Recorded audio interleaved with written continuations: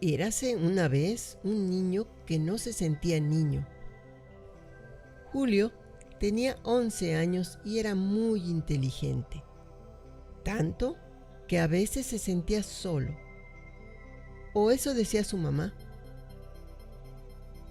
La realidad es que Julio no se identificaba con las personas que conocía, ni con su familia, ni con sus maestras ni maestros, ni con sus compañeras ni compañeros. Aunque, eso sí, desde pequeño se identificaba con algunas caricaturas. A su mamá le sorprendía su gusto por los monitos chinos, como decía ella, pero pocas cosas hacían que su hijo se sintiera tan bien. Un día, su papá le comentó a su mamá que creía que su hijo era gay. Julio siempre se obsesiona con los personajes afeminados, los que traen pelito largo, tienen carita bonita. Yo creo que le gustan los niños. Julio lo escuchó todo.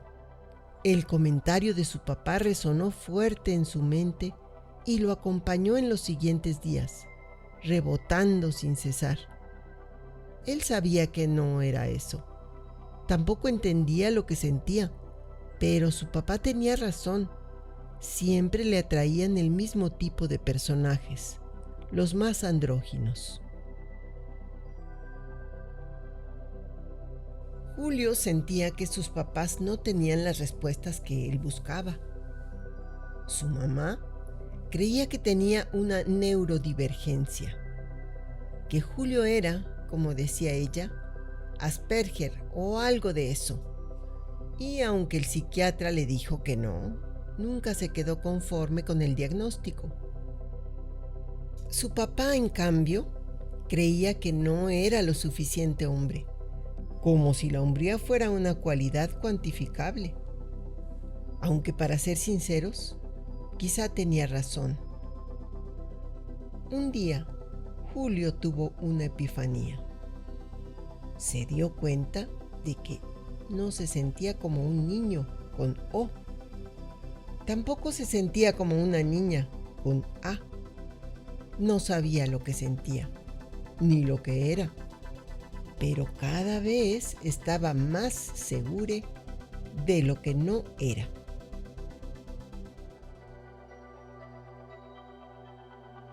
Julio pasaba mucho tiempo solo, pero se entretenía aprendiendo.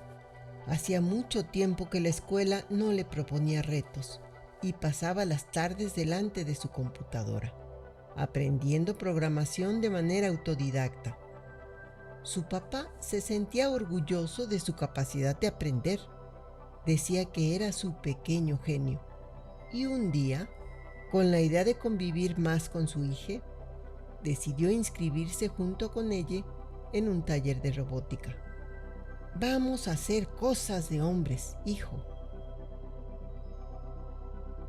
A pesar de la pésima invitación de su papá, el taller fue todo un éxito. Aprendió muchísimo y empezó a obsesionarse con los robots. Su cuarto se llenó de pequeños robots de juguete.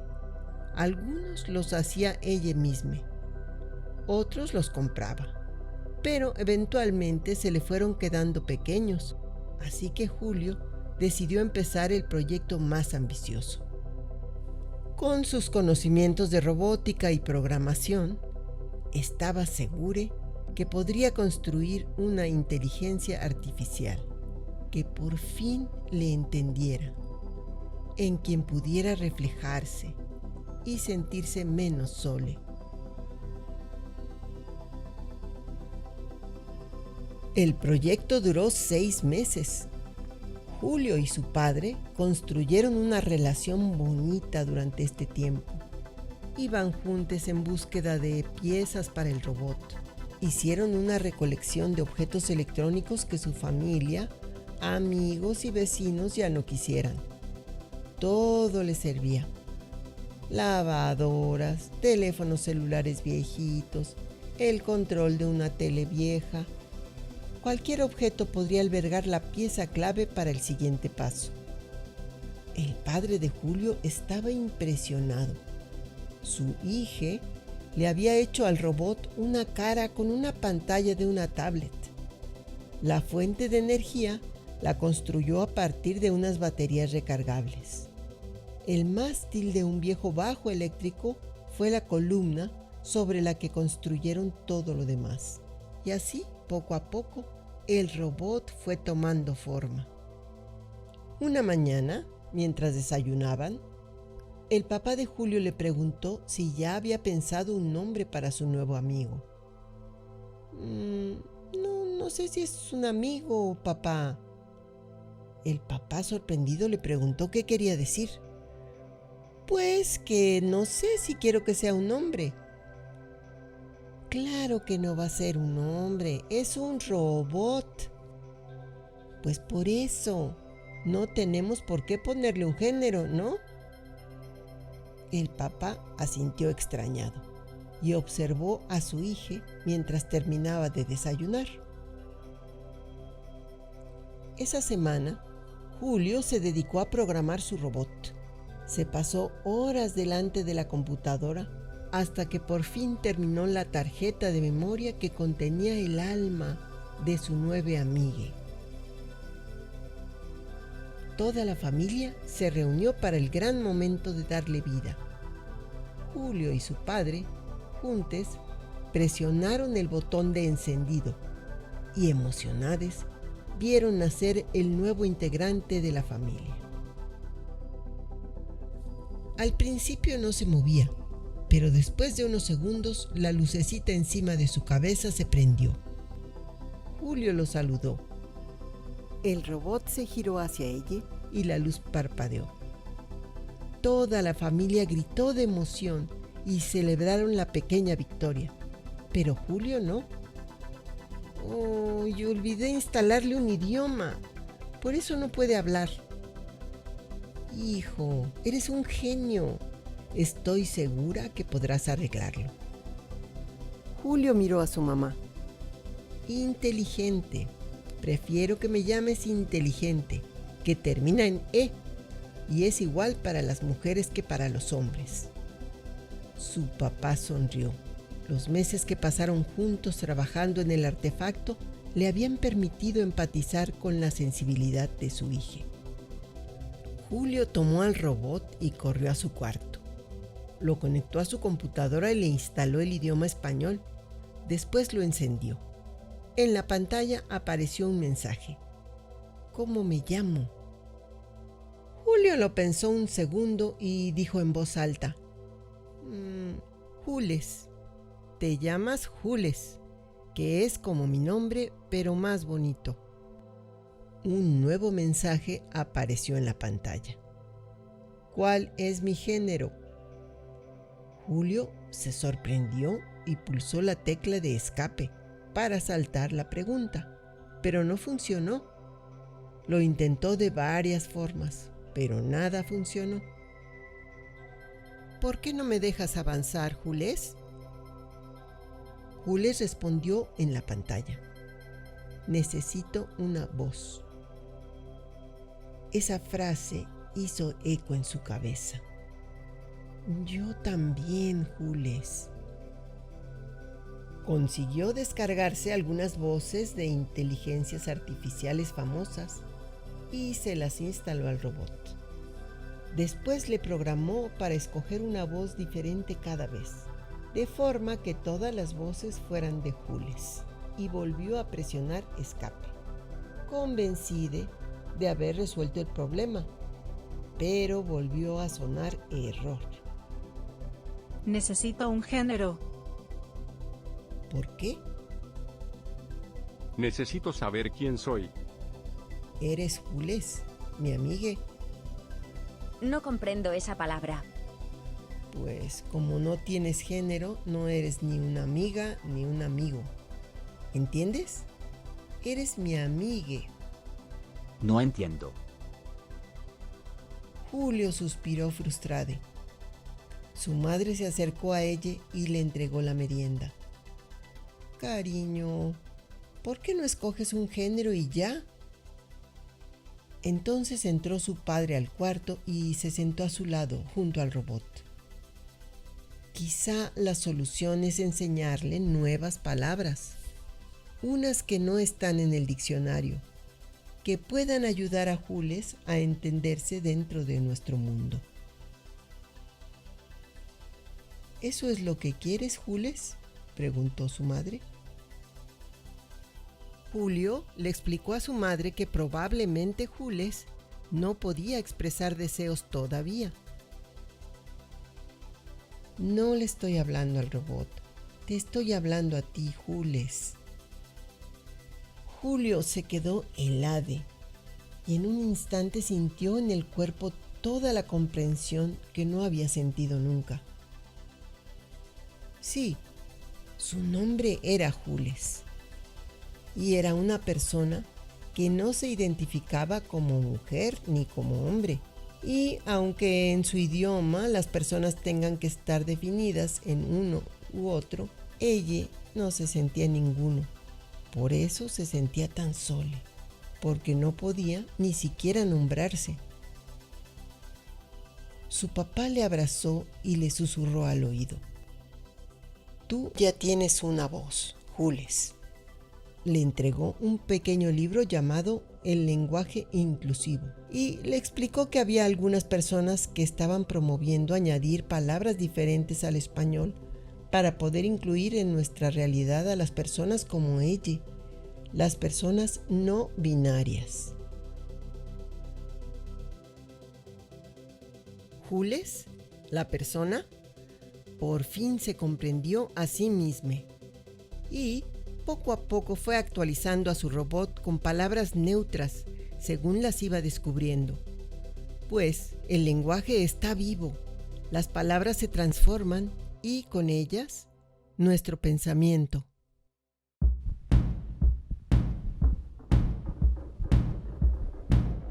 En Cuentos y Utopías te contaremos historias de las distintas realidades que se viven en México.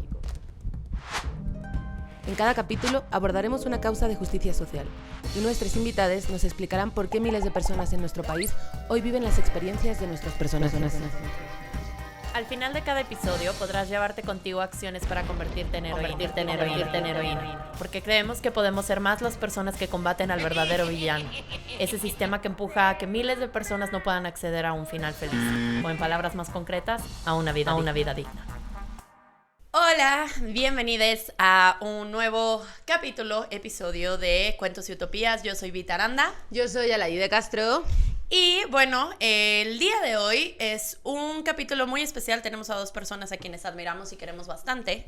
Y bueno, realmente lo que queremos platicarles un poquito es que la forma en cómo está construido Cuentos y Utopías es que determinamos el tema y a quienes queremos invitar para que podamos abordar en su totalidad la forma en cómo ese tema en específico atraviesa a varias personas. Y realmente lo que hacemos es tener una llamada previa con ellos, platicamos un poquito sobre cómo queremos aterrizar el cuento que generalmente se escucha antes del episodio.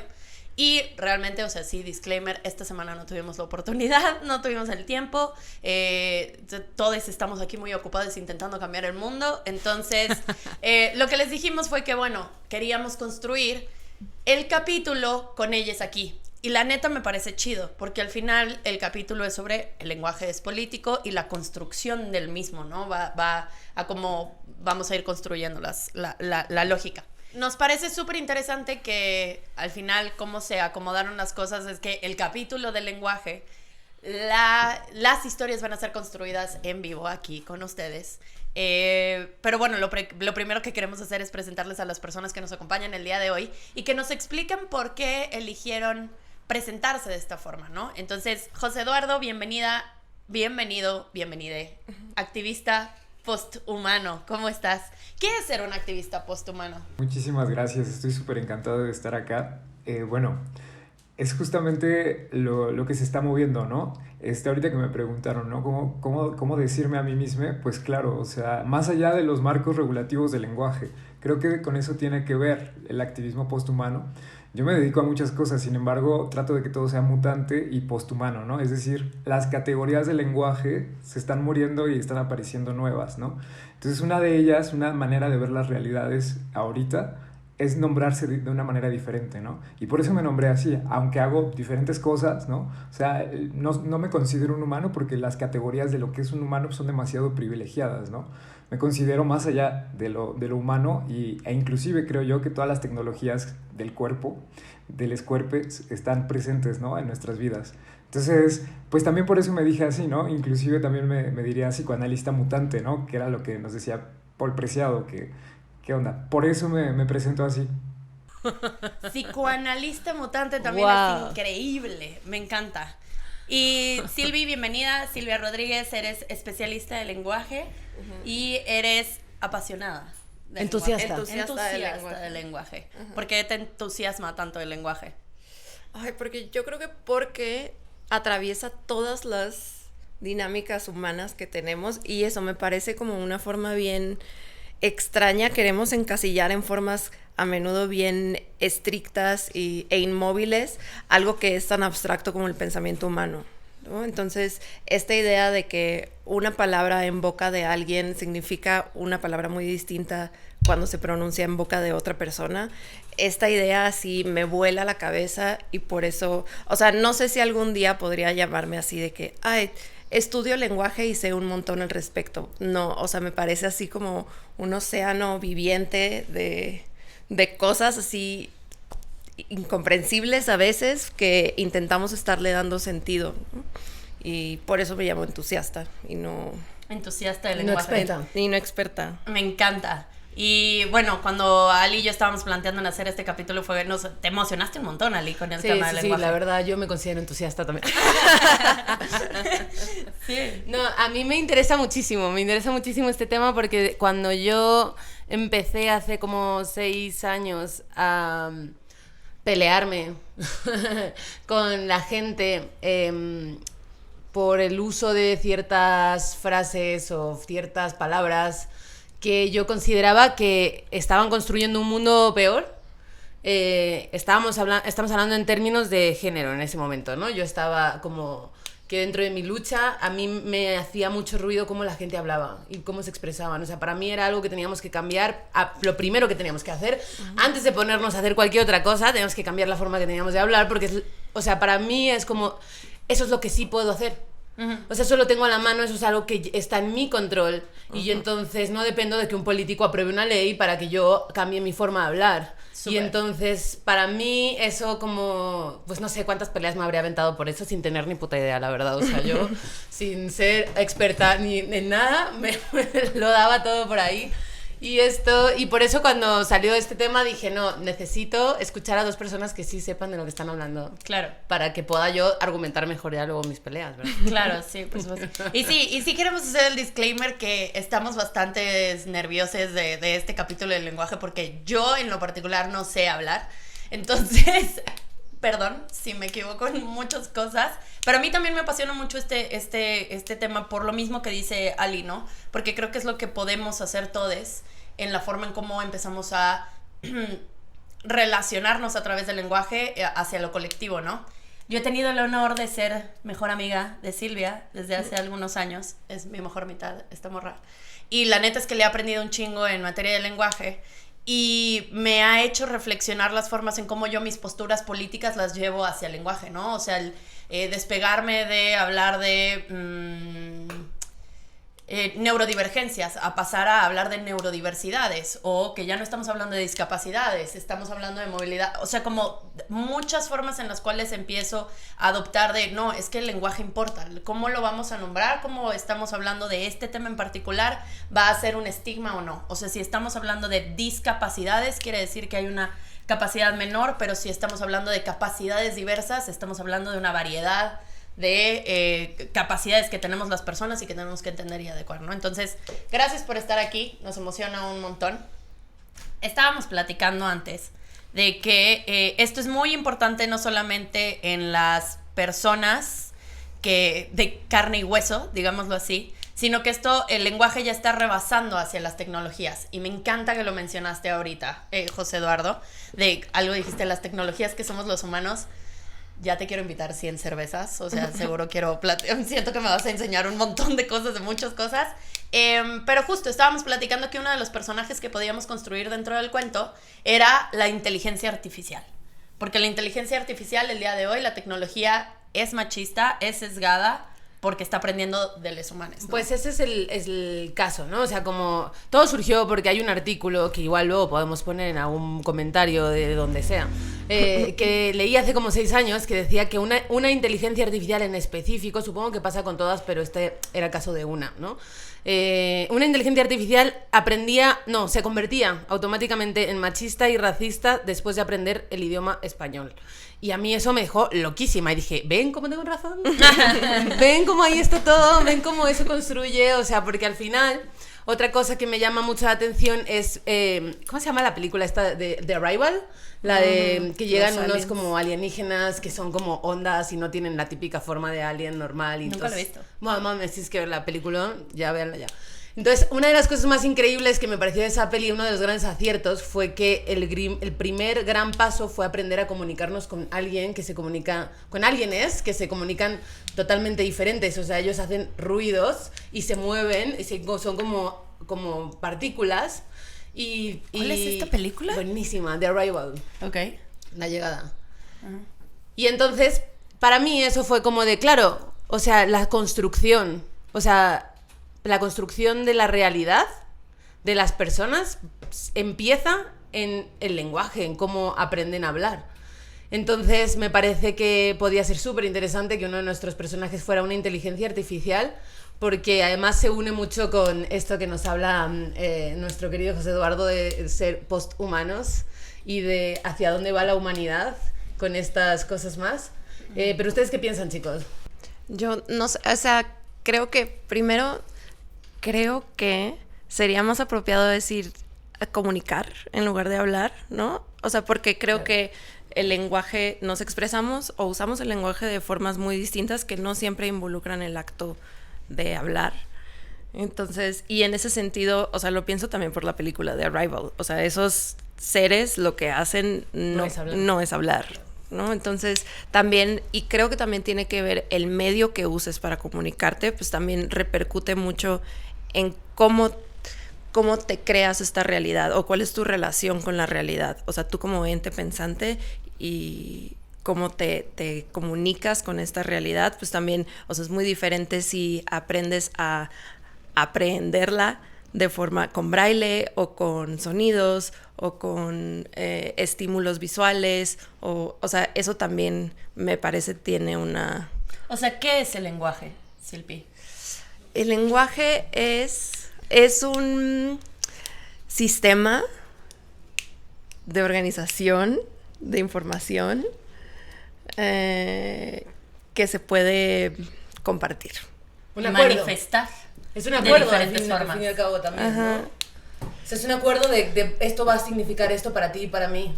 Y entonces si te vas a otro lugar, hay otro acuerdo diferente a lo mejor, ¿no? Entonces, por ejemplo, el verbo coger en este país, si yo cuando llegué de España tuve un gran problema porque yo usaba el verbo coger para todo, cógeme eso, cógeme... ¿No? O sea, claro. Y entonces era un acuerdo diferente, ¿no? El que yo tenía allí con el que tengo aquí. Claro. El pacto es otro. El pacto es otro. ¿Tú qué crees que es el lenguaje? Bueno, para empezar, que es algo muy global, muy general, ¿no? Hay muchísimas maneras de entender el lenguaje, pero es el conjunto general, ¿no? El conjunto general de signos con los que nos hacemos entender, ¿no? Con los que podemos transmitir y codificar ciertos mensajes, ciertos datos, ¿no? Al final es un sistema que se está lleno de datos, ¿no? Y entonces, bueno, hay diferentes cosas en el lenguaje, ¿no? El lenguaje no solamente es la lengua, no solamente es el habla, que es lo particular, ¿no? De cada sujeto hablante. Entonces es bien complejo porque al final casi todos los seres humanos o que han atravesado por las ficciones del lenguaje se comunican de una u otra manera. Sin embargo, esas maneras particularísimas son las que van construyendo los mundos que vivimos, ¿no? Entonces, a mí me gusta pensar que el lenguaje no solamente es una serie de datos, sino es la manera en que pensamos, concebimos, percibimos, atraviesa todas las dimensiones, ¿no? Hay comunicación evidentemente en otras especies y a mí me gusta siempre hablar del mundo multiespecies, ¿no? Es algo de Donna Haraway que tenemos muy presente y hay maneras de comunicarnos con las otras especies. Yo tengo aquí a mis par de acompañantes, mis perrites, ¿no? Que están aquí abajo conmigo me comunico con ellas de una manera diferente, ¿no? Y así como las abejas, por ejemplo, bailan básicamente para comunicar dónde están las flores, dónde conseguir las cosas. Los seres humanos, nuestra realidad está constituida y es constituyente a través del lenguaje. No solamente es algo muerto que está ahí, sino que se va haciendo, se va construyendo, se va destruyendo y crea realidades. Ustedes mismas tienen un nombre, utópicas, ¿no? O sea, el hecho de hablar de la utopía, de hablar, se relaciona directamente con el lenguaje, porque en tanto podemos nombrar cosas nuevas, podemos nombrar ficciones y las ficciones constituyen mundos alternos, ¿no? Entonces el lenguaje es una herramienta también, un sistema vivo que a mí me parece súper importante entenderlo, que atraviesa a cualquier ser humano o cualquier subjetividad atravesada por estos códigos, ¿no? Entonces es bien complejo, como decía Silvia, es bien complejo de decir qué es el lenguaje, ¿no? Tenemos las súper definiciones de Voloshinov y de Wittgenstein y de Saussure y de todo Jacobson y todos esos güeyes que pues jamás se les ocurrió la idea de que el lenguaje iba a estar sometido a una lucha que están haciendo las feministas y las disidencias subjetivas, ¿no? Entonces para mí más o menos va por ahí la cosa. Wow. Me encanta que en todos los capítulos hemos invitado personas que les recontrapasionan los temas, ¿no? O sea, como que se nota que estos temas a ustedes, pues... Les mueven y son activistas en ello, ¿no? Me parece increíble. Sí, siento que justamente hemos platicado de esto, ¿no? Silvia da un tallercito de corrección de estilo increíble. Uno de los apartados es la coma criminal. Me encanta. Es un taller muy teto. Es un taller orgullosamente increíble. teto. Ajá. Pero bueno, también justamente hablabas de qué está pasando ahora con el lenguaje incluyente en la lengua española. Lo dije bien. En el español, coño. Y estabas diciendo, alguien, no me acuerdo quién lo dijo, pero decía que el lenguaje o la lengua, creo que fue Grecia Castillo en su podcast, de hecho, porque creo que ella también es lingüista. Ella dijo que el lenguaje es lo más democrático, lo verdaderamente democrático, porque si las personas empiezan a hablarlo, se acabó, listo. O sea, no va a haber forma pues en que puedas. Como lo que decía Laide ahorita, ¿no? Como es la herramienta que tenemos a la mano aquí, de que ya podemos cambiar de un día para otro. No necesitas votar por un representante o cabildear en favor o en contra de una política pública. O sea, el lenguaje tú ya lo dominas, ya es tu herramienta. Y aparte es la forma más efectiva de luego llevarlo a la política pública, ¿no? Sí. Porque justo, o sea, si todas las personas ya de pronto lo están hablando, es como pues los materiales educativos ya tienen que estar entonces en esas formas en cómo las personas están hablando. En Argentina, de hecho, creo que ya todos los materiales educativos ya utilizan estas formas no binarias, que es justamente lo que queríamos platicar de que pudiera ser un segundo personaje, una persona no binaria. Son estas personas a quienes les cuesta, o sea, nos cuesta a nosotros entender cómo viven, cómo están dentro de un espacio, cómo transitan en él, como todo, porque no sabemos ni siquiera nombrarles, ¿no? Sí, no nos alcanza el lenguaje que tenemos. Recuerdo ahorita con lo que están diciendo de la política, ¿no? Inclusive los actos de lenguaje, donde hay lenguaje, los podemos encontrar en la vida cotidiana. Yo me acuerdo cuando yo era estudiante de psicología, tenía un profesor, un psicoanalista, que me decía, ahora entonces quieres que nos llamemos todos psicoanalistas. Y le dije, bueno, tú llámate como tú quieras, ¿no? Pero él justamente, en el mero hecho de yo hablar del lenguaje incluyente y de la posibilidad de aglomerar diversidades existenciales, él ya se sentía retado, inclusive me lo dijo de una manera muy molesta, ¿no? Así, ¿cómo te atreves, ¿no? Yo, el psicoanalista, a que te burles de mí y de mi uso del lenguaje, ¿no? Sobre todo, y ahí están en los pequeños ejemplos de la vida cotidiana, cuando una amiga nos dice, ¿por qué me hablas en incluyente? ¿Por qué me conglomeras ahí? O cuando una persona, ¿no? Escucha todo eso, escucha ella, ya estamos haciendo política, ya estamos retando los conceptos y los marcos discursivos y el uso que todos hacemos de ellos, ¿no? Entonces ahí está la posibilidad política y justamente las disidencias, como estás diciendo, de lo no binario, es una propuesta política completa, ¿no? O sea, ¿por qué? Porque rompe los esquemas en los que nos pensamos, ¿no? Pues cuéntame más de esto sí. que acabas de decir, diversidades existenciales. Sí, bueno, es que justamente creo yo que es bien difícil hablar de ontología. Yo ya olvidé la ontología porque es que se es mujer porque se tiene vulva, se tiene vagina, se tienen ospis y ospes femeninas. O se es varón si se tienen ospes o ospis masculinas, es decir, pene, testículos y todo esto, ¿no? Entonces, o sea, estábamos acostumbrados a pensarnos que las categorías biológicas eran la ontología o el ser mismo de la existencia, ¿no? Entonces, cuando hablamos de diversidades existenciales, o al menos a lo que me refiero, es que hay una cantidad variable infinita de existir en este mundo y aparte ser existido por el lenguaje, habitado por el lenguaje inclusive, ¿no? Entonces, a mí me gusta hablar de diversidades existenciales porque son las maneras particulares en que cada quien puede existir. El problema es que no todos pueden existir en el marco regulativo del lenguaje patriarcal y heteronormativo. Ese es uno de los problemas, que no todos pueden existir. Y si existen, viven precarizados, viven vulnerabilizados y, aparte de todo, invisibilizados, ¿no? Pero además yo creo que una de las grandes dificultades, y sobre todo hablando del no binarismo, porque al final dentro de las identidades trans que sí se identifican con uno de los dos géneros, pues ya tienen uno de los dos géneros en los que, ¿no? O sea, como que sienten algo que sí son y sienten algo que no son. Porque de alguna forma la identidad también se construye con, primero, lo que no eres, ¿no? Primero identificas que no eres y luego vas entendiendo que sí eres, ¿no? Y bueno, eso creo, no, esto me tiré un triple, la verdad. O sea, no quiero que esto lo tomen como que yo sé cosas. Es el trip que acaba de pensarse en este segundo. Pero pensando en esto, digo, a mí me resulta muy difícil cuando uno se imagina, o sea, como crearse a sí mismo cuando no estás en ninguno de esos dos lugares. Y cuando tienes que encontrarte y de pronto construir una identidad sin saber siquiera, porque como, bueno, ahora la estamos nombrando y siento que ahora las personas que empiecen su vida en estos días o las infancias que empiecen ahora a entenderlo pueden tener un poquito más de facilidad porque ya se empieza a nombrar. Pero antes que ni siquiera se nombraba, o sea, ¿cómo siquiera te puedes imaginar a ti mismo? Si ni siquiera te han nombrado y si ni siquiera te han, ¿no? Como generado algo que... Y si ni siquiera sabes que puedes no ser algo que se te ha dicho que... ¿No? O sea, entonces es muy fuerte porque en el momento en el que empiezas como a entenderte sin esas dos como vertientes, limitaciones, entonces tienes el infinito. Y que no hay nada más terrorífico del infinito, ¿no? O sea, ay, no.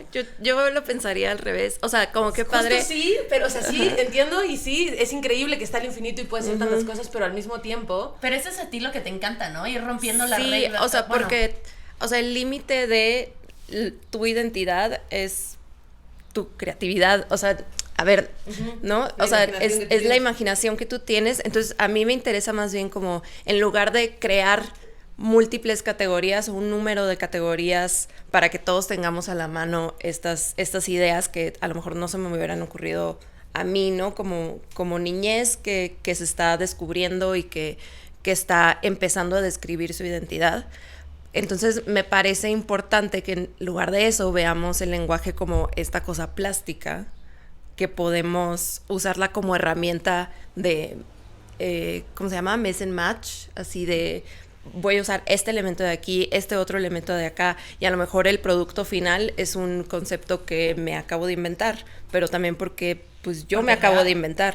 Claro, totalmente. Creo que quería decirnos algo por ahí. Les quería decir, me pueden decir Lale, también, para que no tengan que decir mi nombre completo, es súper de novela. Estaba pensando justamente en estas posibilidades de la infinitud, ¿no? O sea, creo que sí es terrorífico en cierto punto y creo que a la vez también es súper bonito. Súper bonito es un adjetivo, ¿no? En el término de la constitución de las identidades. Pero la pregunta que yo tendría que hacer es más bien, ¿para quién es terrorífico, no? ¿Para quién es terrorífico que haya una infinitud de posibilidades existenciales? Sabemos que para la ala de derechista, conservadora, para todos aquellos que borran las subjetividades que se salgan de la norma, es terrorífico que haya tantas categorías, ¿no? Pero las personas, las infancias, sobre todo las infancias, necesitan tener a su disposición, o al menos esa es mi propuesta política, tener a su disposición posibilidades infinitas de nombrarse, ¿no? En la practicidad, o sea, claro que es increíble y es necesario, no solo increíble. O sea, creo que ese es el goal, ¿no? Siento que es como, en esto del terrorífico, siento que es como cuando te vas a subir a una montaña rusa. Sí, güey. Que es como estás nervioso, sabes que estás emocionado, sabes que te la vas a pasar bien, pero también te da culito. Da terror, da pavor. Caer, ¿no? Sí, Entonces, porque ahí les va porque digo que es terrorífico. Y aquí va una confesión extraña en un momento extraño. Desde hace muchos años, no sé cuántos tengo, 29 tengo. 19. Sí, pues hace como 17 años. Yo sé que yo tengo como issues, es que no sé muy bien cómo llamarlo, con mi identidad de género. Cuando era más pequeña, yo sí, o sea, me vestía muy como un vato, llevaba ropa de vato, llevaba el pelo corto y mis amigos, la mayor parte eran vatos. Y sí tenía amigas, pero no me identificaba con ellas. Uh-huh. Y después de, o sea, y esto ha cambiado mucho en mi vida. He tenido, o sea, no voy a contar toda mi vida porque qué hueva, ¿no? Pero eventualmente, hace poco, empecé a sentir, porque conocía a muchas otras personalidades no binarias, que a lo mejor eso era algo con lo que yo me podía sentir más cómoda, porque nunca me he encontrado, ¿no? En un lugar o en otro, nunca me he sabido nombrar, nunca he sabido expresárselo ni comunicárselo a mi familia ni a mis amigos. Hace poco lo hice por primera vez con mis novios y con alguna amiga, con Vita hace poco también, pero ni siquiera lo he llevado a un punto. Porque justo me parece terrorífico, o sea, terrorífico porque no sé qué hay, porque no sé qué es, porque porque como no está ahí, como no te dan el menú hecho, ¿no? Y eso como te lo tienes que fabricar tú sola, o sola. Pero es que el hecho de que no haya una palabra para ello no significa que no existe. Ajá. ¿No? O sea, muy buen punto. Ya si no lo nombras, ¿existe? ¿Qué existe dentro de, no? O sea, como de la realidad de los posthumanos. A ver, Justamente a eso me refiero, ¿no? Así como si no lo nombras, existe o no existe, ¿no? O sea, si no le das lugar a las categorías, pues no existe, ¿no? No existe en el pensamiento, al menos en el pensamiento racional, que es el marco occidental, que lamentablemente es lo único que tenemos como referente. También estaba pensando justo que al momento de constituirnos identitariamente, las palabras son importantes, ¿no? Las palabras y cómo nos nombramos. Y lo que tenía que decir se me acaba de olvidar, ahorita va a volver. Ahorita espero que vuelva, se me acaba de ir. Y fíjate que sí, o sea, lo hemos platicado. A ver, dale. Ya me acordé, perdón, la cuestión del deseo, ¿no? Esto es algo súper psicoanalítico que me encanta estar mamando con esto, pero el lenguaje y el deseo tienen todo que ver, ¿no? Entonces cuando dices, Ali, la cuestión de lo terrorífico es que el lenguaje y el deseo están relacionados, según Jacques Lacan, ¿no? Y los postestructuralistas psicoanalistas, ¿no? Entonces, el deseo, obviamente, va encontrando y codificándose a través de palabras, ¿no? Y esas palabras están tomadas del lenguaje. Y cuando retamos al lenguaje para encontrar otra palabra, está nuestro deseo ahí puesto. Entonces, a la vez que nuestro deseo es innovador, es lindo, es placentero, también es terrorífico que se nos presentifique nuestros deseos identitarios, no solamente en el término general de lo identitario, del reconocimiento de sí mismos, sino también de la sexualidad, de la erótica, de los placeres, ¿no? Entonces, ahí el lenguaje y el deseo están relacionados, ¿no? Me acabas de volar la mente porque justo ese es mi punto de partida y esto lo hablaba hace como... Es que qué fuerte. Estoy teniendo aquí un montón de cosas, amigues, brecas y cosas. Bueno, hace unos 4 años yo me acuerdo de estar hablando en la sala de mi casa con mi mejor amigo, que medio vivía conmigo, y pasamos horas hablando, ¿no? Y entonces yo le estaba intentando explicar cómo yo me sentía. Era la única persona con la que en ese momento yo me sentía cómoda para hablar de esto. Ni siquiera mi novio, ni siquiera, o sea, yo, solo él. Y yo le decía que yo lo que yo sentía, o sea, porque yo sentía un cambio en mí. O sea, yo no sentía que yo siempre era la misma persona. Y cuando yo sentía el cambio, tiene que ver total y completamente con el deseo. Yo siempre me he sabido bisexual, pero también he sabido que no deseo igual a una mujer que a un hombre. Y cuando yo siento ese cambio, es cuando yo siento que yo cambio. Cuando yo siento que yo no me siento ya en un lugar y en otro. ¡Qué loco! ¡Qué loco!, ¿no? Sí, porque también, o sea, lo puedo tripear ahorita con mi experiencia propia, ¿no? Hemos estado platicando, Silvia y yo trabajamos con adolescentes ya en los últimos años, con infancia y con adolescencia. Y la neta, o sea, cuando le hacemos encuesteos o sacamos algún tipo de actividad o algo así, obviamente siempre estamos levantando la data de la diversidad, de las identidades y de todo. Y uno siempre sí se consideran parte de la comunidad LGBT. es altísimo, altísimo en las nuevas generaciones quien se nombra, se identifica y está presente en la comunidad LGBT. Si yo hago esta encuesta en, no sé, la generación de mis papás, coño, no va a haber nadie, ¿no? Pero yo venía caminando para acá y estaba pensando así de qué loco. Me acuerdo que cuando hace unos años estábamos hablando de las etiquetas sociales que podemos llegar a ponernos por si pensamos de X o Y forma, o hablamos de tal o cual manera, o nos identificamos con X o Y. Y entonces venía manejando y yo también en el ahora saberme que soy una persona que siempre le han gustado todas las personas y que podría reconocerme como pansexual, volteaba con Silvi y le decía, es que en mi contexto yo no lo sabía, yo no podía nombrarlo, no sabía que eso era una posibilidad, por lo tanto no sabía que podía existir en la forma en como yo sabía internamente que estaba pasando, a través del deseo, porque me gustaba una morrita desde kinder, pues, y me gustó hasta la prepa, y entonces pero en mi contexto nunca se nombró como una posibilidad o se nombró como una negación, como no puede ser esta persona por X o Y.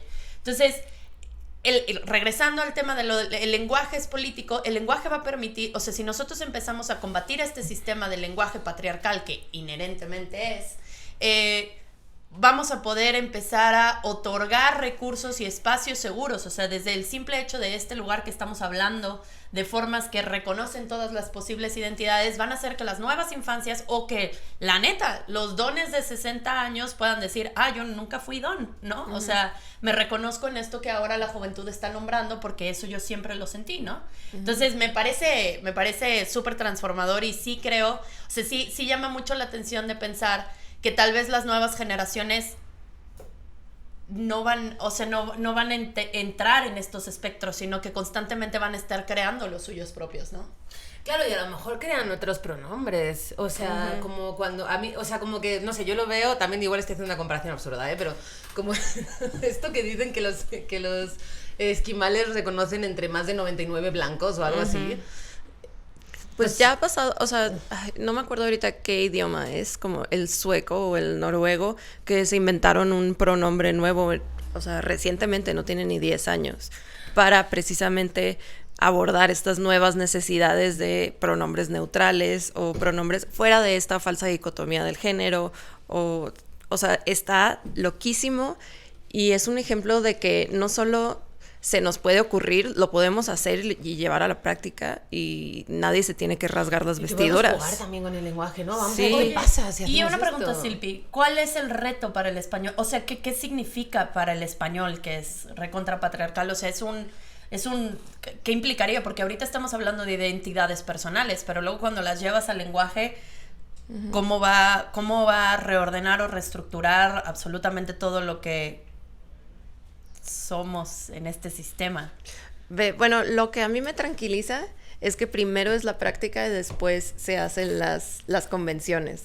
Entonces, el lenguaje, o más bien la gente, es muy inteligente, y el lenguaje va evolucionando de forma orgánica. Claro. Entonces, se van a ir cubriendo necesidades, y a lo mejor en 10, 15 años, en retrospectiva, podríamos decir, ok, no era por aquí, era por allá. O sea, no era... Es que así se tiene Tengo que un ver comentario todo. que acaba de llegar a mi mente, si no lo hago, se me va a olvidar. Hace un par de años, creo, estaba en una como, no sé si era un festival de cine de mujeres que se organizó en el Rule, y hubo un conversatorio sobre cine de mujeres, y éramos solo cineastas mujeres hablando sobre qué podíamos hacer para cambiar el lenguaje cinematográfico y que fuera un poquito menos patriarcal, porque el lenguaje también cinematográfico también es patriarcal. Y entonces... una morra mencionó algo, a ver si lo digo bien porque estamos haciendo uso de la memoria, que sabemos que no es muy fuerte. Era algo así como que la forma de narrar del ser humano tenía una estructura ¿cómo decirlo? O sea, tienes el primer acto, un primer punto de giro, el segundo acto y un segundo punto de giro. Para el primer punto de giro de una historia hay un detonante. Y luego para el segundo, o sea, algo detona, algo, ¿no? Y se generan decisiones, y luego eso es el primer punto de giro una de las acción historias. Y una consecuencia. Claro. Claro. Si empiezas el segundo acto, se desarrolla todo el problema, lo que vaya a pasar, y luego hay un segundo punto de giro, que ahí es donde es el desenlace, Okay. ¿no? Esos puntos son puntos dramáticos, ¿no? Hay como que si fuera una tabla... Sí, un clímax. Son clímax, ¿no? Y entonces esa morra dijo que ella había leído en algún lugar, o sea, esto es como dijo, a lo mejor es lo peor que he podido decir, pero sí tiene sentido, que había leído que tenía similitud los clímax de los 12 pasos del héroe y los puntos de giros típicos de narrativos con los clímax de los orgasmos masculinos, güey. Nah. What? Y entonces, como que en un viaje de que y la misma forma que tenemos, o sea, como que cuando tú dijiste, ¿qué va a cambiar en el español? Yo pensé, pues aparte de cambiar los pronombres y de cambiar la forma que tenemos de entender, como esto que decíamos, ¿no? De que de pronto las maestras, ¿no? Como que, de que nuestra propia mente está formada en géneros y entonces hay como oficios o hay cosas que en nuestra propia mente le ponemos un género. Sí, es que el español... El libro y ¿no? O sea, como que las palabras tienen género también, what the fuck, ¿no? Pero aparte de eso, pensé, el lenguaje también puede cambiar en la forma en la que se construyen las ideas, sujeto y predicado. Porque, o sea, cómo se construye eso y cómo en otros idiomas cambia también, ¿no? Sí, o sea, porque mi pregunta es, ¿el español es binario por naturaleza? ¿Por qué es binario? Pues es que define naturaleza. Cuando estás hablando de lenguaje, hablar de naturaleza es como raro. Ok. ¿El español es binario? Sí. Ok. ¿Puede no serlo? Sí. ¿No? Bueno, yo creo que sí. Sí, por supuesto. Ajá. Inclusive, lo que sabemos ahorita con lo que están diciendo es, bueno, es que el lenguaje tiene efectos concretos, aunque no sea concreto ni natural ni orgánico, que eso ya es un discurso propiamente dicho, tiene efectos concretos y materiales en las maneras en que vemos el mundo y nos relacionamos entre nosotros. Entonces, esos efectos concretos y materiales tienen que cambiar, porque si no los cambiamos nosotros, las cosas no van a cambiar. Recuerdo cuando Siobhan, una amiga excelente, activista, académica, hicieron el Laboratorio Nacional de Diversidad, hicieron la convocatoria para los baños incluyentes, que nosotros replicamos acá en Querétaro. Bueno, es que el efecto del nombrarse diferente al binario hace efectos materiales, que es decir, construir unos baños donde haya personas que se puedan sentir cómodas utilizándolos, ¿no? Eso en el efecto concreto de lo social. Yo ahí tengo una duda, porque en ese tema yo diría, coño, ¿por qué estamos haciendo separatistas en los baños? Porque o sea, ahora, para nosotros baño, es por seguridad. Sí, era lo que te iba a decir, eso sí, eso lo entiendo completamente. El tema de generar espacios seguros, lo entiendo. Un baño le sirve a todas las personas, en teoría, bueno, podremos hablar justamente de que tiene que haber adecuaciones para las diversas capacidades y formas de moverse y tal, pero fue una locura. O sea, ¿por qué pensar que tenemos que materializar la división de los géneros en las cosas? Que se llevó a puntos ridículos como hacer plumas para mujeres. En casos que no es necesario, ¿no? Y luego está toda la otra realidad de decir, en lo biológico, sí hay ciertas consideraciones que tienes que tener para entonces que le sirva a todas las personas. Por ejemplo, el desarrollo de medicamentos. El estrógeno es algo que tienen la mitad de los cuerpos. Entonces, tiene que considerarse para que en el momento en que estás desarrollando el medicamento le sirva a todas las personas, ¿no? En su momento nada más se pasaba en rata macho, entonces pasaba y entonces el medicamento no servía tanto. Entonces es una cosa muy extraña decir, a ver, tenemos que analizar que sí se materializa a través de las diferencias o biológicas o de las identidades del género y que no es tan necesario. Tal vez se habla sobre las diversidades de capacidades en las personas, ¿no? Sí, por ejemplo, en esto tienes toda la razón, ¿no? O sea, ¿por qué hay una separación en cosas tan coloquiales como utilizar un baño, ¿no? No debería, ¿no? Sin embargo, justamente Paul Preciado y otros, ¿no? Lo que hablan, dice, es que la arquitectura de las ciudades, la arquitectura de nuestra convivencia está dividida.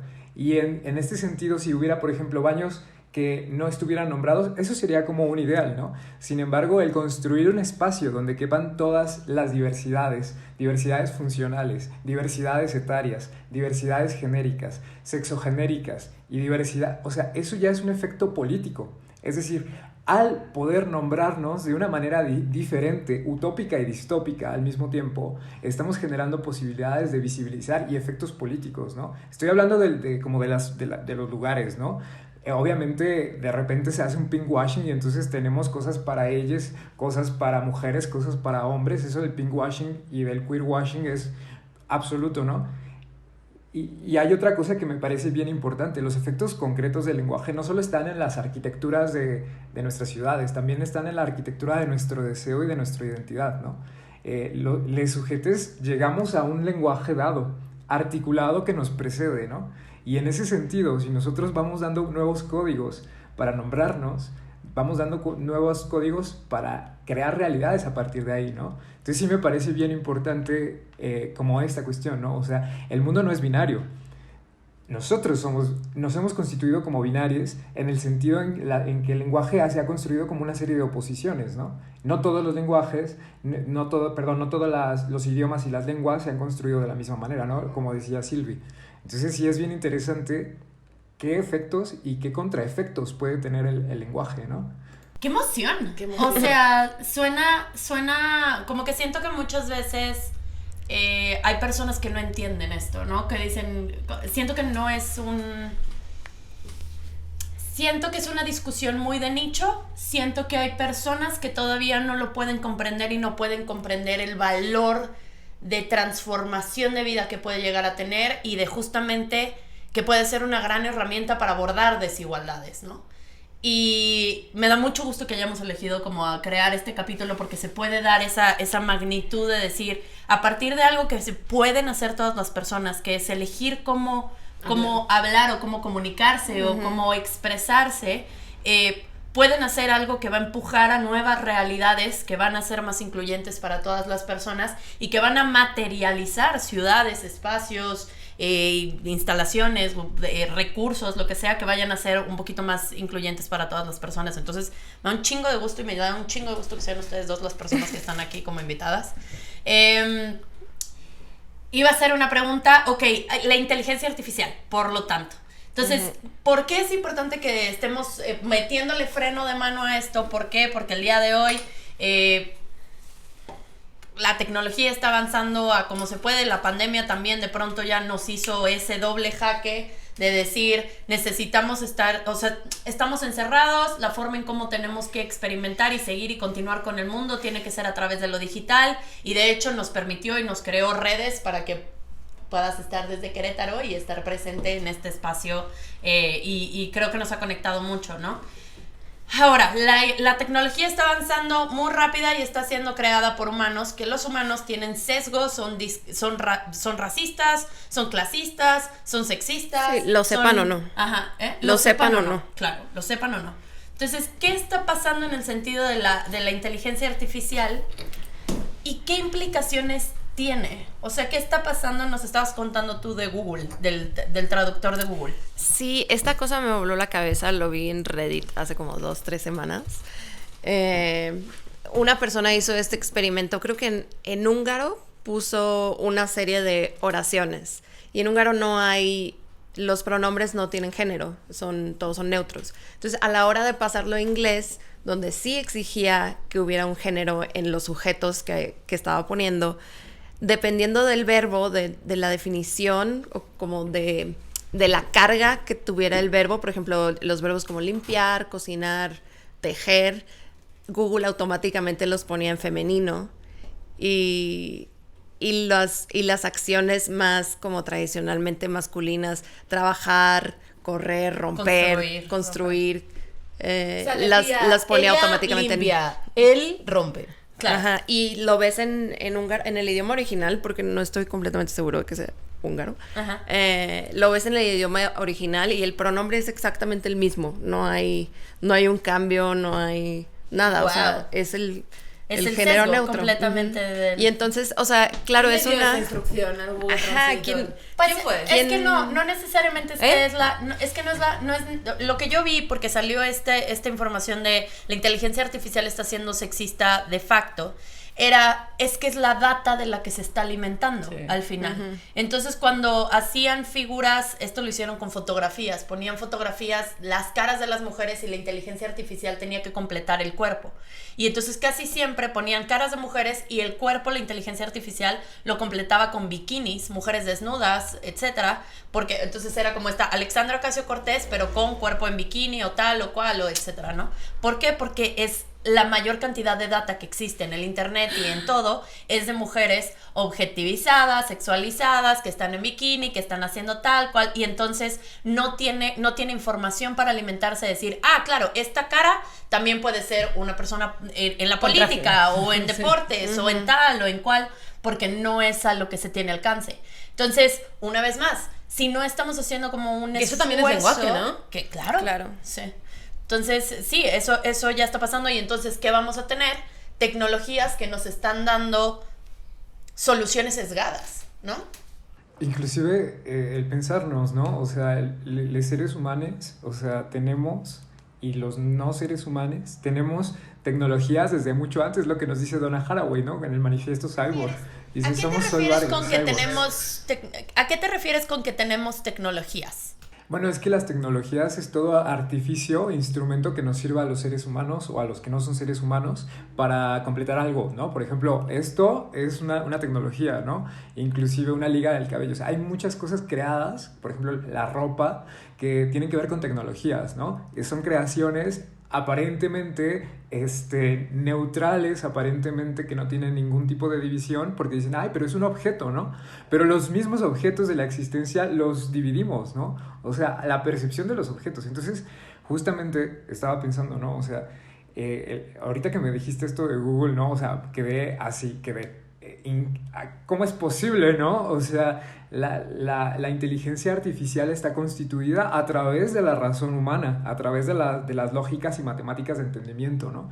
Entonces, lo que refleja eso es que es una extrapolación, es justamente una prueba concreta, material en la inteligencia artificial de cómo se están constituyendo las lógicas de los cuerpos, las lógicas de la división sexo, género, raza, clase, etnia, ¿no? O sea, siempre va a haber este tipo de divisiones porque la inteligencia artificial funciona con categorías, ¿no? Y esas categorías provienen de nosotros. Y si nosotros no ponemos ahí un código nuevo, un código que abra posibilidades alternas, entonces estamos destinados, ¿no? Por ejemplo, el otro día estaba haciendo el registro para la vacuna, ¿no? De mi abuelito, y entonces veía, ¿no? Decía ahí sexo y decía género, ¿no? Entonces y decía, bueno, es que si aquí hay una persona que no se identifique con eso, jamás, ¿no? O sea, ¿cómo voy a llenar eso? Inclusive las encuestas que hacemos, ¿no? Los instrumentos que llenamos, la sistematización, hasta los datos poblacionales y demográficos, ¿no? O sea, el INEGI apenas 2020 empezó a incluir, en la encuesta pasada, empezó a incluir posibilidades diferentes, pero todo eso se va a extrapolar y los buscadores, Facebook, Instagram, todas estas cosas que utilizamos, nos están catalogizando de manera como nosotros les enseñamos. Oye, tendríamos que ser catalogados, ¿no? Y esto que nombras es bien importante porque justamente estábamos hablando con Mijane Jiménez, que es esta mujer activista afrodescendiente, guerrerense, que adoramos, que estábamos hablando, las invitamos a un diálogo sobre afrodescendencias y justamente estaban hablando de los censos. Invitamos también a Mayra Maturana, que ella es del Chocó, en Colombia, y ella decía, la bronca está en la identidad propia. O sea, sí, es un ejercicio muy, muy importante el que en el censo ya puedas decir, sí soy, me identifico como afrodescendiente, pero el problema es que hay muchas personas afrodescendientes que no se consideran así, porque también han sido muchos otros sesgos, y luego hay personas que son afrodescendientes, pero que no significa que vivan las realidades y los estigmas y todo lo que viene en el sistema racial que nos atraviesa, ¿no? Entonces ahí es un doble jaque de decir, sí se tiene que levantar la data, pero le estamos preguntando el día de hoy a personas que no saben nombrarse o no nombrarse o adscribirse en un grupo en particular. Entonces, claro, pero dado que ahora ya existe dado que ya existe, a lo mejor yo la primera vez que me entró ese censo lo veo y no me identifico, pero ya lo leí.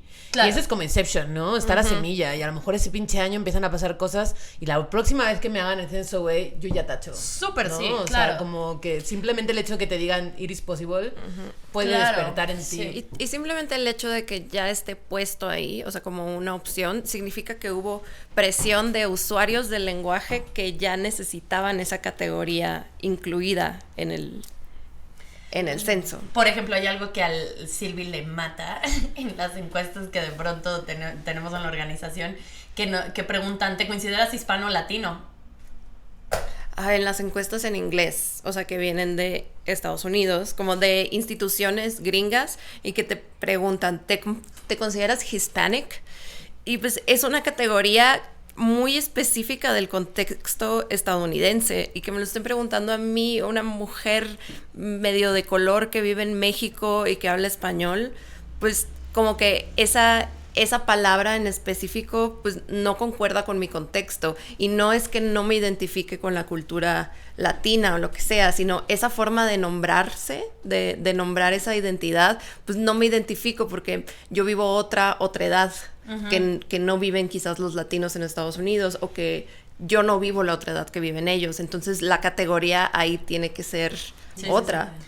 Y justo cuando estábamos hablando y ahora pasa ese censo para acá para decir a las personas latinas, tienes que empezar a abordar la data no solamente las latinidades se pueden diferir entre persona mestiza y persona indígena, ¿no? Y además es que, tío, latino engloba cuántas cosas. Coño, Sí, ajá, o sí, sea, pero ¿no? por ejemplo, yo o sea, no yo me soy... identifico nada con una persona a lo mejor. Y luego, ¿sabes qué? La montaña de Machu Picchu y las dos personas somos latinas y aparecemos en la misma categoría en el censo de un país que de pronto, ¿no? O sea, como, what the fuck. Claro. Oye, y por ejemplo, otras cosas del lenguaje que me parece súper interesante y que también lo he platicado con Silvi y que me llama la atención es la forma en cómo, lo dijiste hace ratito, de los acentos. La forma en cómo se entona la forma en cómo yo hablo, cómo me expreso, Claro, y eso el forma impacto parte del que lenguaje, eso tiene. ¿no? Por ejemplo, tú eres mexicana, 100% mexicana, naciste aquí, estuviste los 7 años y luego te fuiste 17 años a España, en donde tú, para mi identidad. sobrevivir, entre comillas, para que no se te señalara como en discriminación xenófoba de parte de ciertos grupos, porque ella era mexicana, ella como herramienta de supervivencia adopta el acento español, pero pues luego vive en él. Vive en el 17 años. No, sí, se forja una personalidad. Identidad, claro, totalmente. O sea, además eso para mí fue una locura porque yo no sabía que yo tenía una personalidad española, ¿sabes? O sea, yo no me había dado cuenta que yo tenía una personalidad, como dice mi mamá, un poquito gachupina. Mi mamá siempre se enojaba conmigo. No, me dice, es que hablas como gachupina. Porque claro, toda mi familia hablan como mexicanos y yo soy la única que ceceaba, yo soy la única, pero además yo hablaba muy golpeado como madrileño.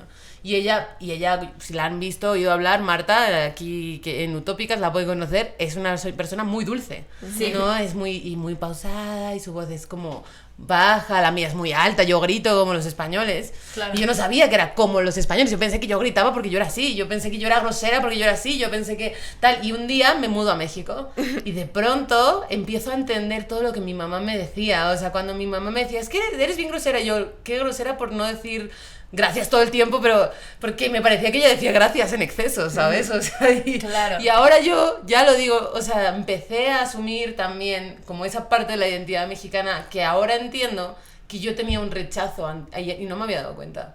Claro. O sea, yo no me había dado cuenta que yo tenía un rechazo hasta que no empecé a dejar de tenerlo. Claro. Y entonces a asumirlo como propio. Y eso una vez más, ¿no? El lenguaje te lleva a hacer posturas de supervivencia que también te hacen materializar ciertas cosas que se llevan hacia la colectividad, o sea, cómo eres leído por las demás personas, ¿no? ¡Qué interesante! Lo pensé mucho, yo soy de frontera, más bien, entonces más que acento español, acento mexicano, yo lo pensaba inglés-español, y como sí, o sea, conforme más lo analizo así en retrospectiva, como que sí crecíamos con una especie de rechazo al español o de como pena, de incluso a la hora de hablar inglés es como, puta, que no se te salga, que no se note el acento. Pues fíjate que yo como crecí en España, que son como por una herencia franquista, esto no sé si los españoles se van a ofender por escucharlo, pero la herencia franquista de la censura en España, que no les dejaban no querían que aprendieran inglés, les ponían las pelis en español dobladas y eso sigue a día de hoy. En España a mí me pasaba que en la escuela era de oso que hablaras bien inglés. Sí. Tenías que hablarlo mal. Entonces yo tenía que pronunciar adrede mal mi inglés para no sentirme juzgada por mis compañeros. Entonces luego cuando tenía que ir o cuando empecé a tener trabajos donde yo tenía que hablar en inglés, me acordé, o sea, fue como de, chale, no puedo usar el acento que usaba en mis clases de inglés porque aquí no me van a entender, o sea, claro. ¿Sabes? Tengo que hablar bien en inglés y entonces ya no lo he hecho y entonces ahora cómo lo hago y entonces qué loco, ¿no? Pero es un gran ejemplo de cómo por sesgos sociales que no tienen nada que ver contigo, tú vas desdoblando tu personalidad, ¿no? Claro. Y te vas haciendo, o sea, esta persona que habla inglés de cierta forma en ciertos contextos, inglés de esta otra forma en otro contexto, hablo español así cuando estoy en este contexto, porque pues tú quieres sentirte cómoda. Claro. Y por ejemplo, quieres estar segura. Sí, o sea, y lo hemos tripeado mucho Silvi y yo, que decía, güey, o sea, yo cuando me vine al centro del país, era en mi acento norteño se notaban ciertas cosas y entonces el tener, no como washearlo hacia el centro para ciertas cosas, pero luego entender que en el centro de pronto ya se estaban empezando a utilizar cosas de norte y era como, es que no entiendes, no, como esta relación de las cargas que tiene el lenguaje y la forma de expresarse en ciertos territorios cuando se mueve uno, lo que implica para esa identidad, ¿no? Es interesantísimo. Sí, cuando le pones juicio moral a cosas que son esto, como el lenguaje, la cultura, que es algo completamente aprendido, de tradición, es arbitrario, es muy, muy arbitrario. Entonces, cuando lo pones en tela de juicio y aparte que el hablante promedio le cuestionas por qué dices tal cosa así, pues casi siempre contestamos, no tengo idea, porque así lo aprendí, punto, ¿no? Claro. Y se te impone una identidad como, ok, te presento, esta es la forma correcta de hablar, esa forma en la que tú hablas, esa no es el estándar, eso cae aquí en la categoría de otro. Entonces tienes que adoptar esto. Sí, todo de lo que están hablando, yo también soy zacatecano, entonces en ese sentido es bien particular, de repente se me sale el acento del cantado zacatecano, ¿no? Y me hacen pensar, ¿no? Los efectos del lenguaje y los efectos del poder de las instituciones en las cuales, cómo las instituciones y el lenguaje se relacionan y crean dispositivos de poder, ¿no? Entonces, justamente en todas estas variedades, hablas particulares que hacemos del lenguaje, estamos básicamente mostrando los efectos, cómo se instaura el poder, ¿no? O sea, si yo hablo de cierta manera, entonces estoy siendo hablado por una cultura, por una sociedad. No es simplemente que las personas nos creemos así como ex nihilo, ¿no? Así, nacemos y ya. Traemos el código ahí en el cerebro y estamos diseñados para hablar, ¿no? Simplemente que somos hablados por el lenguaje, habitados por la cultura y aparte los efectos de poder de los marcos regulativos de nuestras subjetividades están en o sea, el poder no es algo que se tiene, es algo que se ejerce y que fluctúa. No es una institución, por ejemplo, el INE, no, ese es el poder.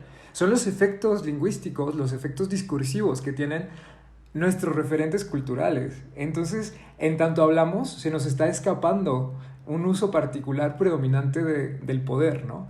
Y entonces, si yo hablo de tal o cual manera, en un contexto, yo estoy, de cierta manera, siendo hablado por algo que es anterior a mí, algo que me constituyó, y eso se llama poder. O sea, el poder constituye y el poder fluye, y la manera en que si alguien, el ejemplo coloquial, si una persona trans pide, por favor, me gustaría que me nombres así, y la persona dice, no, porque tú eres tal, ¿no?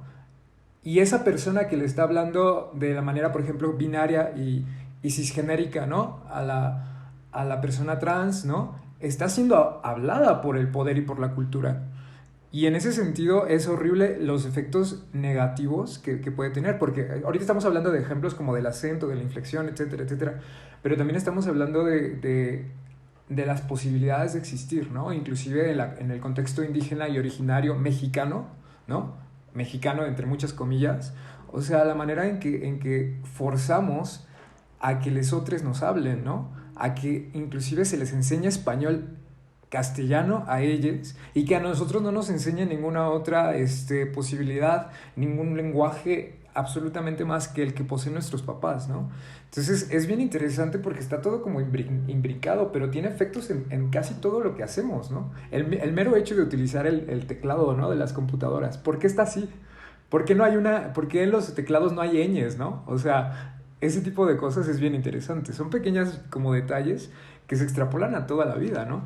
Me encanta. Y sí, justamente, o sea, lo discutimos y pensamos de, ok, hay que hablar del español hegemónico que justamente en esta dinámica de poder se está llevando de calle a todas las lenguas que existen en nuestro territorio, ¿no? Pero justamente como que dijimos, ok, somos cuatro personas blancas, blanquizadas, estaría chido que mejor no nos metamos en ese tema, luego llevemos a un podcast en particular para hablar de esto con quienes nos puedan enseñar sobre ese tema y escuchar desde sus luchas, ¿no?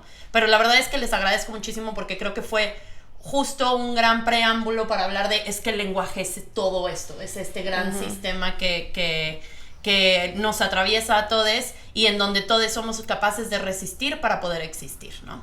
Entonces, me gustaría que para cerrar, bueno, y ahorita, una vez más, repitiendo que este capítulo es un poquito particular, después de las acciones que ustedes nos puedan compartir, vamos a escuchar ya tengo bastantes ideas de cómo va a construirse la historia, el cuento, pero bueno, para cerrar nos gustaría que nos contaran qué acciones las personas nos podemos llevar para ser parte de esa fuerza que combate al sistema que está limitándonos a existir, que puede llegar a ser un lenguaje patriarcal y binario, ¿no? ¿Cómo podemos liberarnos a través del lenguaje? ¿Cómo podemos liberarnos a través del lenguaje? Esa es una gran pregunta. Lale, ¿cómo podemos liberarnos a través del lenguaje? Es una pregunta súper interesante porque a la vez que usamos lenguaje estamos subsumidos a una cosa que no tenemos el control, pero a la vez que le hacemos un uso particular diferente,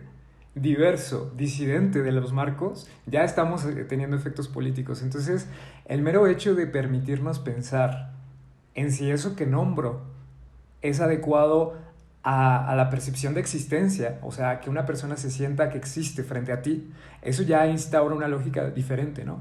Yo, por ejemplo, llevo este tipo de cosas, yo hago intervención familiar, ¿no? O sea, intervención, porque creo que en las familias, en las diversas familias, la manera en que se constituyen los mandatos de género, en que se constituyen las representaciones sociales de lo que es el deber ser, en todos esos pequeños lugares el lenguaje puede jugar, y de hecho juega, una acción específica, ¿no? El mero hecho de hablarle a les padres, ¿no? O les madres, o etcétera, etcétera, ya va cambiando digamos, el manto en el cual nos cubrimos del lenguaje, ¿no?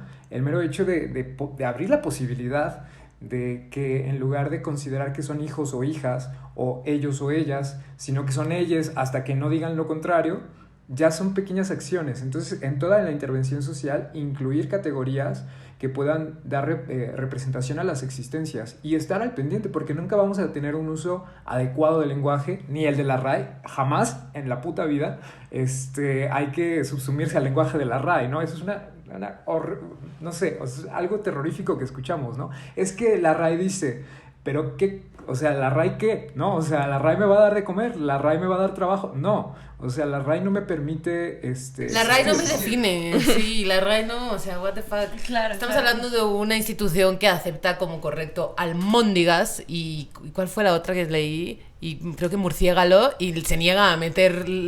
Bueno, ¿no? Murciégalo, no te metas con esa palabra, es muy bonita. Pero como que ¿por qué aparte así era originalmente?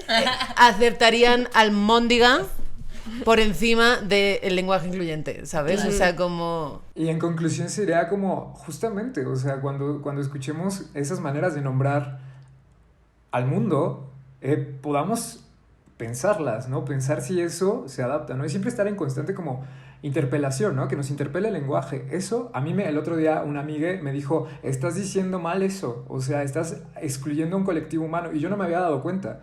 Y estar en la interpelación constante, si, por ejemplo, dije viejites, ¿no? Y entonces me dijo, es que eso es un juicio, etcétera, etcétera, etcétera, ¿no? Y entonces me explicó por qué. Y yo le agradecí muchísimo el por qué utilizaba yo esa palabra. Yo no me lo había preguntado. ¿Y por pero qué? eso me lo hizo desde Yo un la contexto uso. afectivo, ¿no? Yo la uso. ¿Por qué no se puede utilizar viejites? O ¿Por el viejitos, diminutivo? viejitas? Por ejemplo, la cuestión de lo viejo puede ser un adjetivo, ¿no? Entonces, un adjetivo calificativo que nombre entonces, de cierta manera, hacer un juicio valorativo, ¿no? Sobre las personas, ¿no? Entonces, no se trata de adecuarnos a un uso maravilloso del lenguaje, porque no podemos. O sea, vamos a ser hablados por cosas que pues, son inconscientes. Porque a veces ¿no? la intención es hacer ese juicio, ¿no? O sea, más bien como que a veces la intención es hacer ese juicio. Entonces también, o sea, elige cuando quieres hacer un juicio y cuando no, pero elige, ¿no? O sea, como que entiende lo que significan las palabras que estás usando. Claro. Entonces, solamente Ok. como lo último es estar en constante interpelación de uno mismo y de las maneras en que usamos el lenguaje, ¿no? Claro.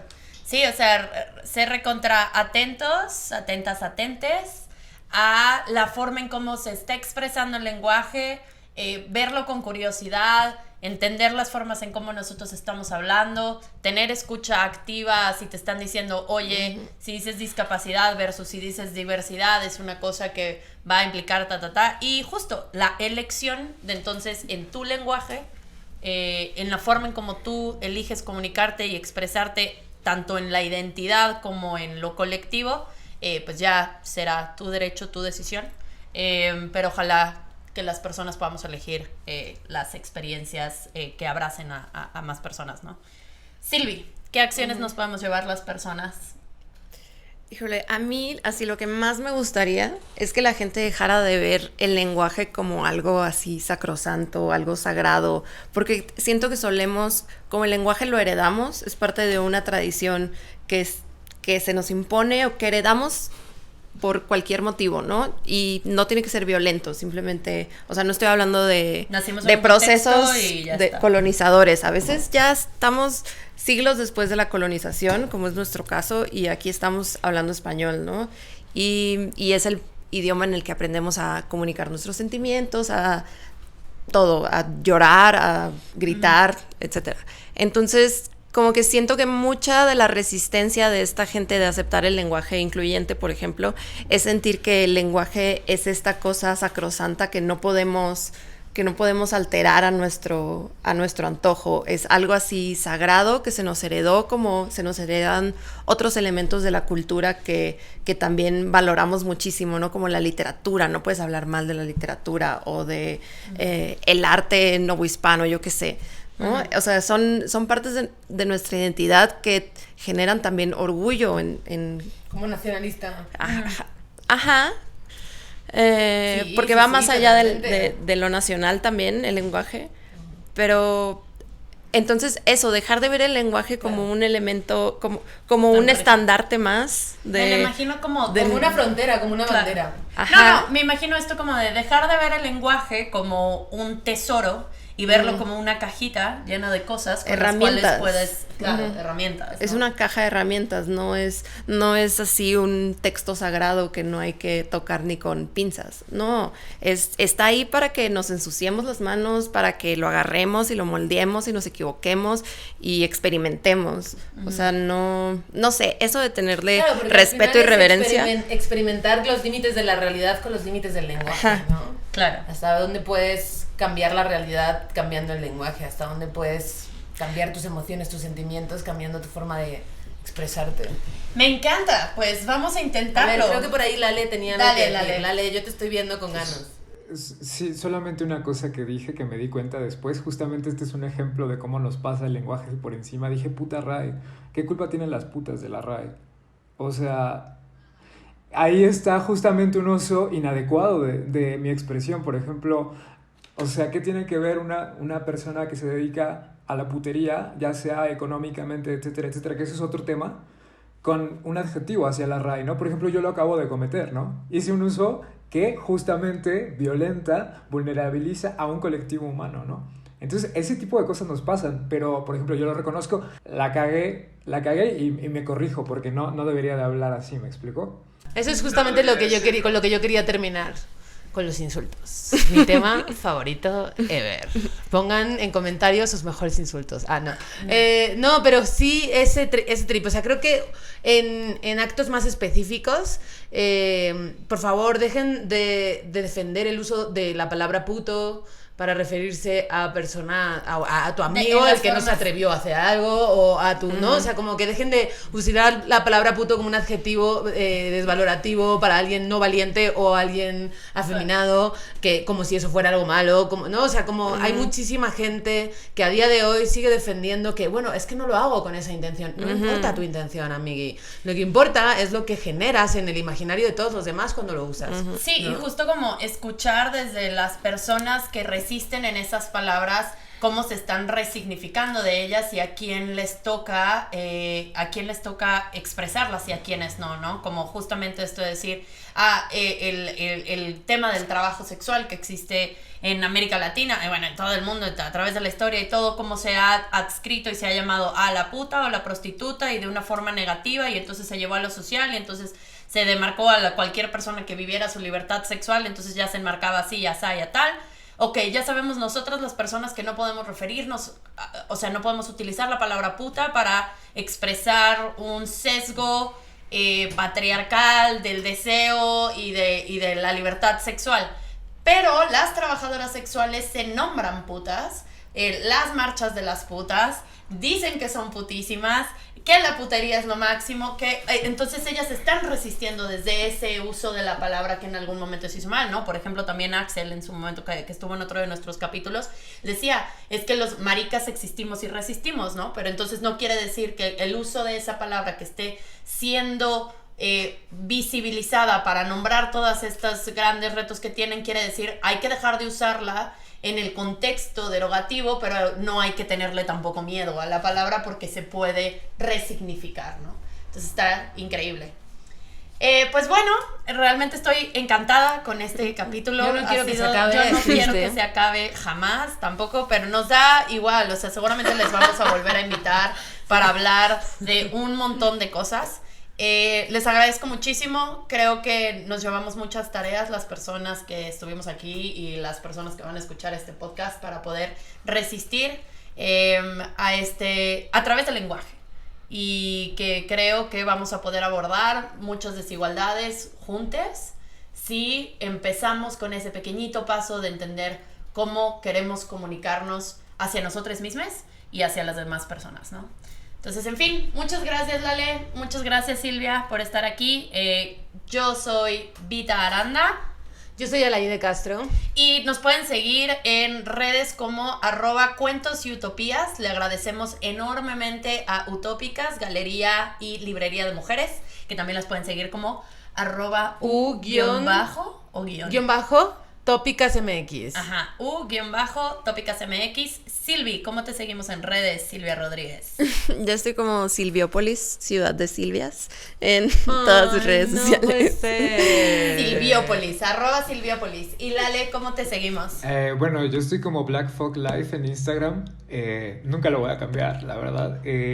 Y otro, espacio queer en Instagram, así con espacio queer, con QUER en Instagram y en Facebook también. Eduardo Olvera Rodríguez en Facebook y Espacio Queer. Somos 3 aritos de 3 colores. Esa es nuestra página de Facebook.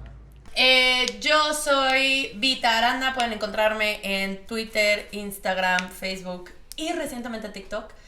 Como @Vita Aranda, pero es Vita con B de Bárbara porque me llamo Bárbara. Muy bien. Bueno, Sí, yo debería ambas. aclarar Silviópolis con Y, porque chicana. Sí, tienes que Porque tienes chicana. que agregarlo. Yo en mi mente ya lo estaba poniendo. Bueno, con el no soy chicana. Bueno, Pero identidad fronteriza. fronteriza. Eh, Me faltan palabras. Y ya estamos, ¿no? Sí, @JulesFlorencia en Instagram, @aliloles con Y en Twitter. Y ya. Muchas gracias. Nos vemos en el siguiente episodio de Cuentos y Utopías. Realidades que se viven en México.